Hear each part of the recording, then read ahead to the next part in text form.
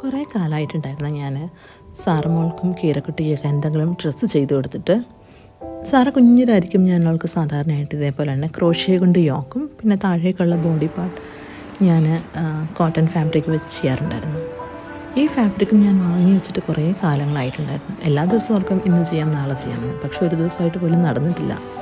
Almost ഒരു 6 മാസമായും തോന്നുന്നുണ്ട് ഞാൻ ഈ ഫാബ്രിക് വാങ്ങി വെച്ചിട്ട്. പിന്നെ യോക്ക് പാറ്റേണൊക്കെ തീർന്നു. യോക്ക് പാറ്റേൺ തീർക്കാനായിട്ട് എനിക്ക് ഓൾമോസ്റ്റ് ഒരു 1 hour എടുത്തു. കാരണം ഇപ്പം അത്ര റെഗുലറായിട്ട് ഞാൻ ക്രോഷ്യ ചെയ്യാറില്ല. ഞാൻ ചെയ്യാൻ തുടങ്ങിയപ്പോഴത്തോട്ടും സാറക്കട്ടിന് ഓടിയെത്തി.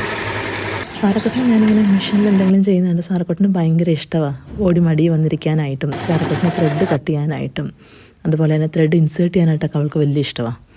അവൾ വന്നിരുന്നു. പിന്നെ അവളുടെ കുറേ കഥകളൊക്കെ ആയി. അങ്ങനെ ഓൾമോസ്റ്റ് ഞാൻ ആ ഡ്രസ്സ് ഫിനിഷ് ചെയ്തു.